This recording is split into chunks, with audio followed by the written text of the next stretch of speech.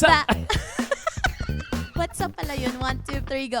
What's up, mga anak ng Keki? Kasama niyo pa rin Nikki Morana. And Richie Boy, Kevin Montiliano in the house.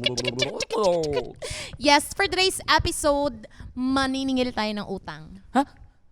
Sino may utang sa atin? Wala Wala nga naman. tayong pera. Ako pala may utang, sorry.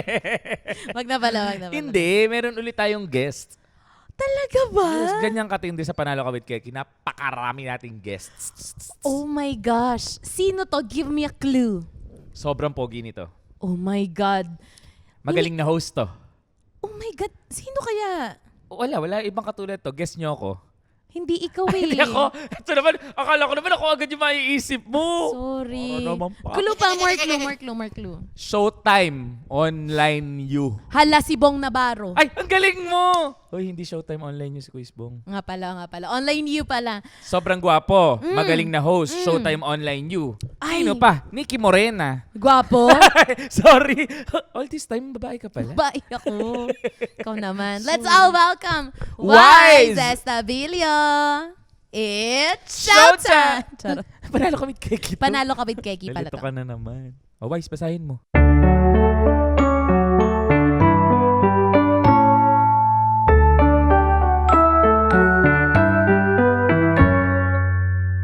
Hey, what's up? Nikki and Kevin. Una sa lahat, gusto kong magpasalamat sa inyong napakagandang introduction. Grabe itong si Kevin Montiliano kasi yung song niya na Mekaniko ng Puso, song ko din yon, pero siya yung naunang kumanta. Ipinamana niya sa akin yung napakagandang kanta, napakagandang lyrics, at saka dahil doon nanalo ako ng Best New Male Recording Artist ng 15 PMPC Star Awards for Music. Hey! Wala pa tayong paano dyan? Stinger. Ayun! Nagpa-stinger tayo, kaya maraming salamat, Kevin. At saka itong si Nikki naman, maraming salamat din sa maganda mong intro kasi alam mo naman na yung mga deepest, darkest secrets mo, di ba? Alam ko lahat ng mga yun.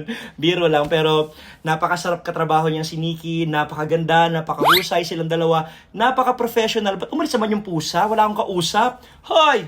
Napakabastos. Pero thank you so much guys for that wonderful introduction. Pero ngayon, meron tayong letter. Ito, babasahin na natin siya. Sabi dito, Hi Kevin and Nikki, and to your very special guest, Piolo Pascual.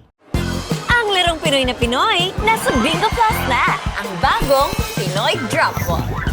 Naka-livestream anytime, anywhere. Sa 5 pesos lang, makakalaro ka na, may new player bonus pa. Pwedeng-pwede ka manalo ng limpak-limpak na premyo. Isn't it amazing? Isn't it exciting? Isn't it? Kaya download the app or play through bingoplus.com now. Piolo Pascual, Wise, ayun. Sana ay okay kayo. Please, wag nyo sabihin pangalan ko. Wag nyong dapat yon. Please, wag nyong sabihin pangalan ko. Please, kasi masyadong maselan tong kwento ko. Gusto ko lang magkwento. Okay, sige.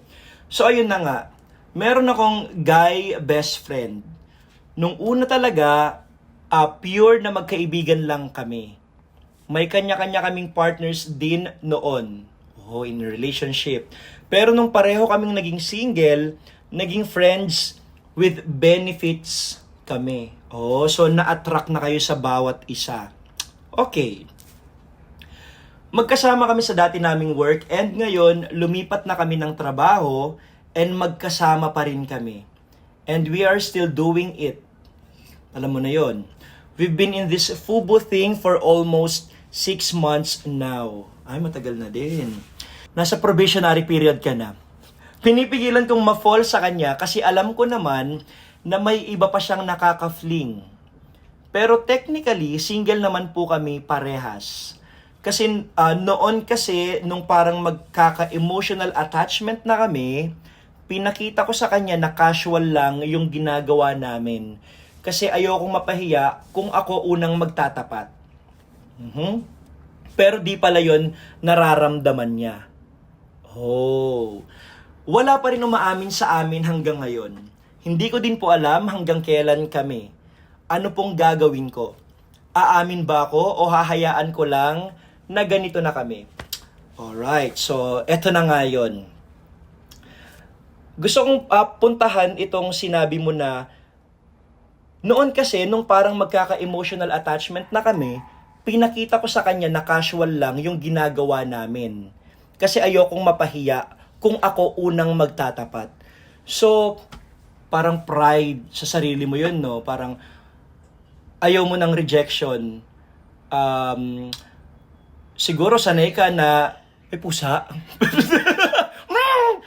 Siguro sanay ka na lagi kang ina-affirm sa lahat. Ano yun? May aso. Ba't may ganon?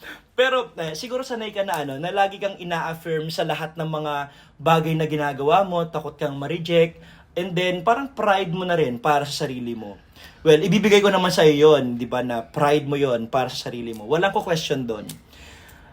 Dito naman tayo sa hindi ko din po alam hanggang kailan kami ganito. Sobrang simple lang yan. Parang ganito. Gusto mong maging maganda yung katawan mo, pero hindi ka nag-workout, hindi ka nagda-diet. Gusto mong maging makinis yung kutis mo, pero hindi ka naman naliligo, hindi ka nag-skincare.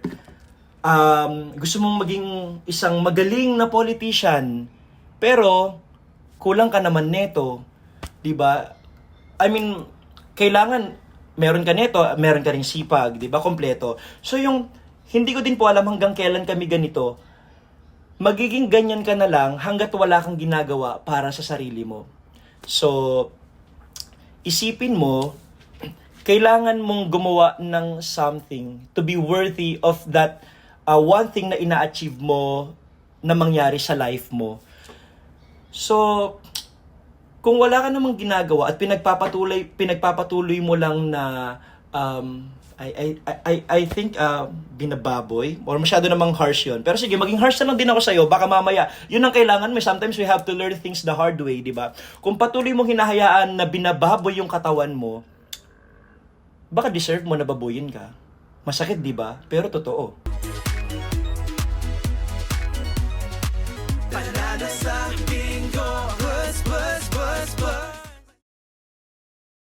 Doon naman sa ano pong gagawin ko? Aamin ba ako o hahayaan ko lang na ganito kami?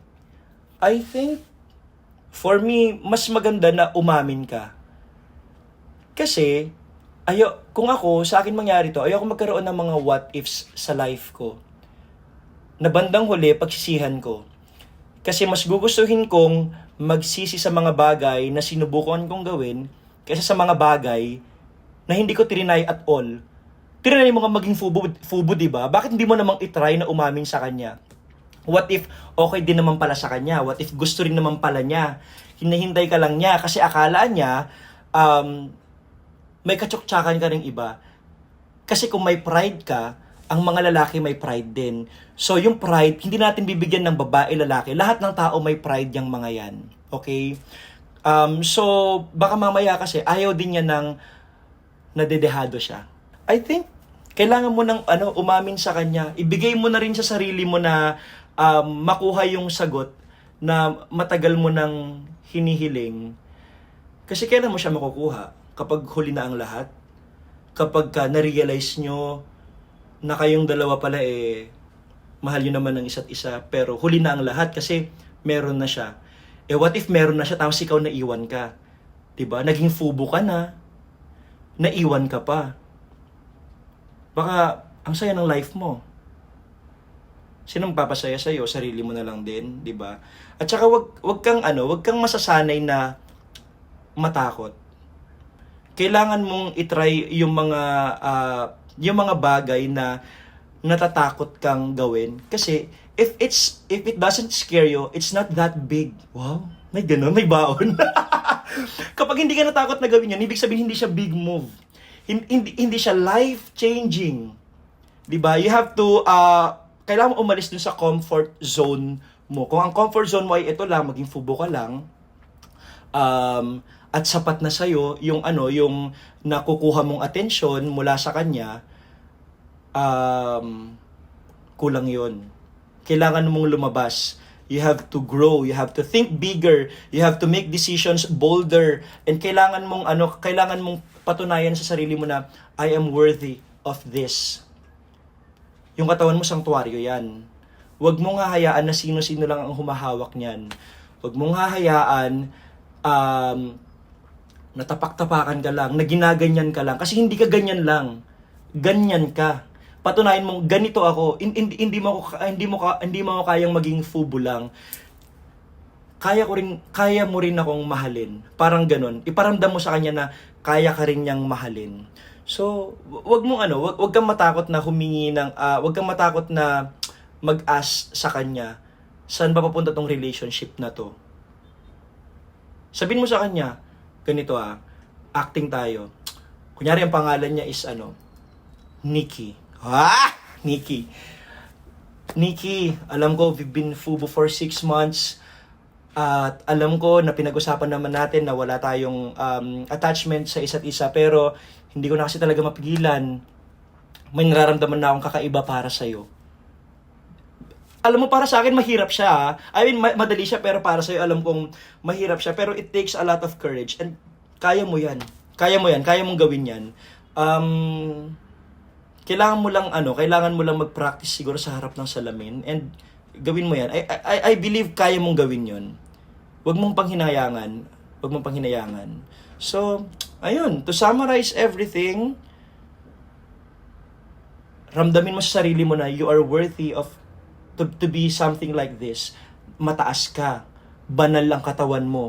Huwag mong hahayaan kung sino lang ang hahawak niyan. Diba? Kamahal-mahal ka. Hindi ka katapon-tapon. Hindi ka pang fubo lang. Ikaw ay pang isang magandang relationship. Umamin ka na sa kanya. Kasi dalawang bagay yung magigain mo pag umamin ka sa kanya. Yung friendship ninyo and one good relationship. Ngayon, kapag sinabi naman na hindi, okay, it's fine. Okay lang yan. Pero I guess, kailangan mo nang itigil yung pagiging fubo ninyo. Kailangan mo maghanap. Well, hindi mo kailangan maghanap. Darating yan kung para sa'yo talaga yan. Relax ka lang, chill mo lang ang life. Just go with the flow. You only live once, huwag ka masyadong ma-stress sa mga bagay na hindi naman dapat ka-stressan. Magkakasakit ka lang. Di nakakatuwa, mahal ang gamot. So yun lang, you're worthy. Mahal kita. I love you. Again, this is me, Wise Estabilio, and please, panoorin niyo po ako sa Showtime Online U. Kasama ko po si Nikki Morena. Doon tayo magkulitan palagi, maging masaya lang, happy-happy lang, good vibes lang. And again, paalala, you are worthy. Mahal kita.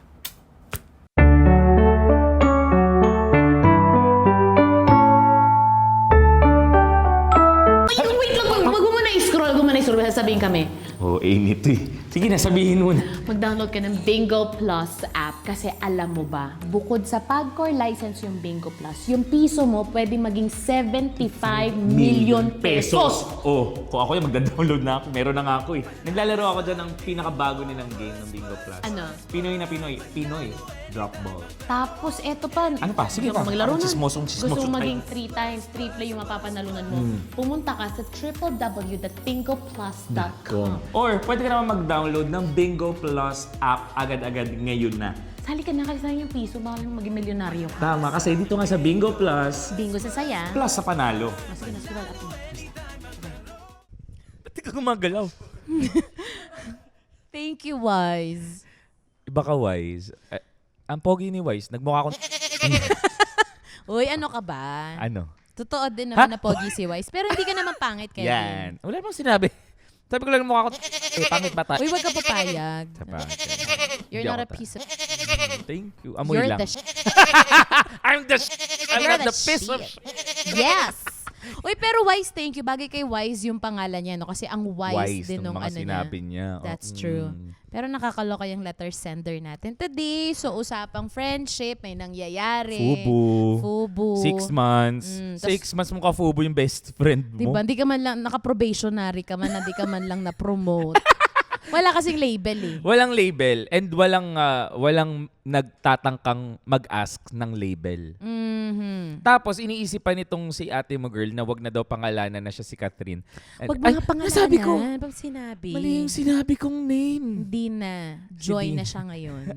Ibang Catherine Ay, ba yun. Marie. Marie, Hello, iba love din again. yun. Iyon na may iba daw kasing ka-fling yung best friend niya. Pero kafubo niya. Ikaw, anong opinion mo dun? Ano daw gagawin niya kasi? Ang hirap kasi ng sitwasyon din niya kasi yung hindi ako magagalit kay kay ate mong girl kasi wala naman din label yung finifling ni best friend niya. Okay. More on naaawa ako kasi parang pumayag siya na gano'n yung situation. Oh, naaawa ka. So, ikaw ba tingin mo dapat idiretso niya to? O anong dapat niyang sabihin niya ba na, ayoko na, gusto ko na ng relationship, na-fall na ako sa'yo. Ginawa mo yung tropa mo, Box. Kimchi ba yun? Bogs yun. Bogs? Mm-mm. Okay, sorry. Bubugin ko to. Sino si Box? Iba kasi dinig Ano, sa TV manok? namin. Sa bagay kasi Samar yun. yan eh. Oo, Ang sa layo Samar. nung nakarating, medyo Yung ano signal, na. medyo malabo Gets. Sige, Nix. Actually, hindi. More on galit ako kay Guy. Guy. Kasi hinahayaan niyang kumbaga, paglaruan din yung feelings ng dalawang babae. Kasi kung si ate girl naman yung may ganong situation na dalawang guy yung, kumbaga, pinagsasabay niya yung quote-unquote relationship. Kasi ang gulo talaga, walang label kasi. Kung kay ate girl man nangyari yun, kay ate girl ako magagalit. Pero kasi si guy yung may dala-dalawa kasi. Pero kasi naiintindihan ko yung guy. Kasi Bakit? isipin mo, wala nga label eh. So anong gusto mo? Mag-stick ako sa'yo eh. Wala naman na nga tayong label. Eh di mag-try tayo ng iba. Baka sakaling... Pero sana sinabi niya dun sa girl na, uy, sorry alam ko. Teka lang naman. Bakit kailangan si guy yung magsabi? Pwede rin naman si girl. O, tapos mauna-una si girl sabihin, ay, ba ng babaeng to, ganyan-ganyan. Ganun ba yun? Sa modern world, pwede na, may voice na rin ng girls. Pwede nyo sabihin kung nararamdaman nyo, hindi lang pwedeng guys ang iintayin nyo. Ha? Pero kasi technically, gender roles, yung guys, yung kumbaga, parang sila yung, medyo sige. medyo affected ako ng traditional na way na Sige. iba pa rin kapag sa lalaki din ang gagaling na uy, wala to ha. Kasi imposible na yung guy hindi niya alam yun na magsabi. Parang, hindi ko kasi alam na trip na pala ako. Ano ka? Siya nga. Ayoko magsabi na, ayoko magmura kasi may brand. Alam mo, ang sakit nun kasi parang nadadagdagan yung responsibilities ng guys eh. Kasi alam mo yun, hindi porket ikaw yung lalaki, ikaw yung dapat mag-initiate ng kahit toxic masculinity ang tawag doon. Kasi binibigyan nyo agad ng responsibilidad yung mga lalaki na gumawa ng bagay na pwede nyo rin naman gawing mga babae. Bakit sino pa nagsabi sa'yo na dala-dalawa yung babaeng anuhin mo, landiin mo? Bakit wala naman label? Bakit hindi pwedeng kahit tatluhin mo pa yan? Wala ka naman sinasagasaan. Ayan, yan ang hirap sa mga lalaki. Kasi ganyan kayo. Porque doon ginirarason nyo yung wala namang kasing label, wala namang nagsabi sa amin. So wala kayong sariling utak na sabihin na, uy beha, sorry, alam ko trip mo ko, trip kita, pero wala tayong label Ba't hindi sabihin ng babae? Malay mo nahihiya. Oh, paano ko nahihiya din yung lalaki? Wow, nahihiya ka, tatlo-tatlo nilalandi mo. Nahihiya ka sa lagay na yon. Kasi walang assurance. Ako, kung ilalagay ko sa akin yan, wala akong assurance sa'yo eh. Anong gagawin ko? Ba't di mo ako tinanong? Ba't di mo ako tinanong? Ba't malay mo, nagpapakita naman ng motibo, bakit hindi mo masabing ganyan? Alam mo yun, malay mo nag-iintayan lang kayo. Sana nagbato-batopik na lang kayo. Gulo nyo kausap. Para Tapos kayo pinag-aaway nyo kami? Kayo tong nakakatikim ng dala-dalawa? Nasabi ko sa inyo. Di ba? Pero Ang hirap ng situation nila. Oh my God. sa akin, ang problema nyo na naman, communication. I think, let's Let's agree to this. Hindi rin eh. Kasalanan nila pareho yun. Kasi nga, realize, realize. Ganda, Masabi lang naman, motivational speaker. So, paano pag yung mga naka-contact lens, hindi yun realize? Masabi ba, ipasok kahit walang kinalaman dun sa Yes. Kayo ba na nakikinig ngayon? For sure, iba-iba din yung ma-advise natin. Ang hirap mag-decision kasi parehong wala sa lugar eh. Kasi kung ikaw talaga may nararamdaman ka na, tapos hindi ka naman mabigyan ng label, ikaw babae ka, edi tigil mo. Yun lang yun eh. 6 months na kayo, best friend mo pa. Imposibleng hindi kayo comfortable sa isa't isa. Masasabi mo kahit anong gusto mong sabihin dyan kasi best friend mo yan eh. Plus, may nangyayari pa sa inyo. Kita sa ulo mo yung... Ipa-blur mo yun Ay, kasi ba, may eh. brand tayo. Sorry. Bakit? Sinabi ko, balik pa rin yan. Parang ang baboy pa din. Baboy pa rin. Sorry. Lip nyo na. Maririnig nyo may meh. Yeah. Ikaw. Kasi, paano ba? Ang hirap kasing mag-una-on. Pag ikaw yung babae, ang hirap mag-open up sa lalaki kasi may... Although, gets ko din naman na Pride yan. pride or baka may fear of rejection kasi. Di ba kami takot ma-reject? Hindi ako lalaki, wag mo ko tanungin. Kaya nga iba tayo ng opinion. parang yung babae kasi gusto niya i-save yung friendship nila. Kasi mas doon sila magtatagal. Kaya Kaysa sa tinira mag-joke. mo. Ayun lang kasi, bakit? Pareho kayong may mali. Kasi Ba? pareho kayong, Mali. Mali. Tama. Mali. Pareho kayo mali. Mali. Mali. Ba't nyo kasi ginawa yung third base? 'Di ba? Nang walang assurance sa isa't isa. Pero kasi si Guy din naman, bakit din ka, hindi ko alam kasi kung sino nag-initiate, but I'm assuming, ako lang to, I'm assuming yung guy yung nag-initiate nung third Pangyayari. base. Oo. Kaya syempre si girl, parang, Mm.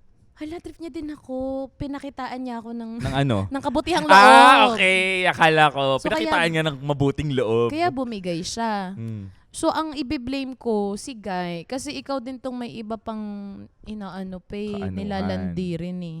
Alam mo hindi ko alam kung alam mo. Ayokong basahin niya, ayokong mag-assume Well, masyado. hindi kasi natin alam yung buong kwento ng nangyayari. Ang sumulat kasi sa atin yung girl. So, hindi natin narinig yung story ni Guy. Dapat diba? kasi nag-face-to-face kayo. Hindi kayo sa amin sumulat. Ba't kayo sa Panalo Ka with Keke pumunta? Face-to-face. Face-to-face yan. Doon kayo. Alex Calleja, Tama. Tsaka, uy. Carla Estrada. Yan. Charot. Chang Ami dati. Ang Chang napanood Ami ko dati, talagang. oh. Yung laban na ng ano. Bakit ko nanakawin yung tortang talong mo? Minuto yung ulam namin. Sabi ni ate mo. Siguro dahil hindi natin alam kung sino yung sisisihin talaga. Mm. More on, advice na lang namin as a friend, Mhm. tigilan mo na lang yung tigilan nyo na lang yung friendship nyo.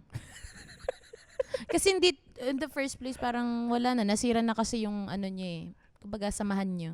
Lumagpas na dun eh. Lumagpas na sa friendship. Kayo, I'm sure matatanda na kayo. Alam nyo ang way out dyan. Sumusulat ka lang kasi gusto mo lang ng confirmation kung ano bang nasa utak. Kung tama ba yung iniisip mo. Kung kakampihan ka ba namin. Sorry, yung hypertension ko. Yung hypertension tumaas. So, super taas na. Super hypertension. Super hypertension. Uy, good luck na lang sa inyo, babe. Sana makabuo kayo para mas mamroblema kayo. Uy, wag naman. Moving forward next time, pag na-encounter mo ulit yan, mas maganda na iset nyo yung kung anong... Boundaries. Yes, boundaries. Yun talaga. Kaya kayo nagpanty at nag-brief. Yun yung boundary. Pag hinubad yun, lagpas boundary na kayo. Pag-usapan nyo na. Mhm.